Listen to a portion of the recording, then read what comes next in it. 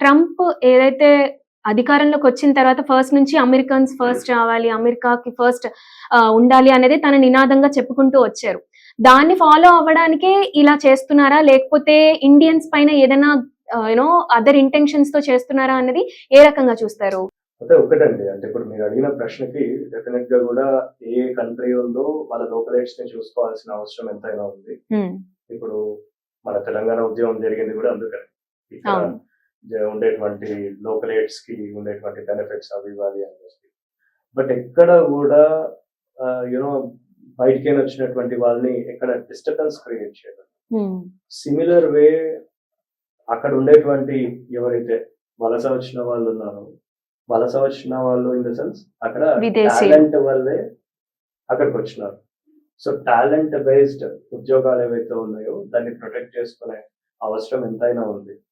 Of course దాన్ని ఏంటిదంటే అక్కడ ఉండేటువంటి అమెరికన్ ఫస్ట్ అనేటువంటి నినాదాన్ని ఎవరు కూడా తప్పు పట్టాల్సిన అవసరం లేదు. ఎందుకు అంటే వాళ్ళ కంట్రీ అతను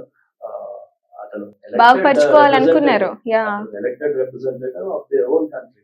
సో డెఫినెట్ గా ఆయన వాళ్ళ దాని ప్రకారం వాళ్ళ కంట్రీ సిటిజన్స్ ని ఎట్టి పరిస్థితుల్లో వాళ్ళని ప్రొటెక్ట్ చేయాల్సిన అవసరం అయితే ఉంది. కాకపోతే కొన్ని ఇప్పుడు అట్లా లేదు. ఇప్పుడు ఈ డెసిషన్స్ ఏవైతే ఉన్నాయో కంట్రీని ప్రొటెక్ట్ చేసేటట్టు లేదు. అక్కడ ఉండేటువంటి ఐటీ కంపెనీస్ అన్ని కూడా తరలిపోతాయి.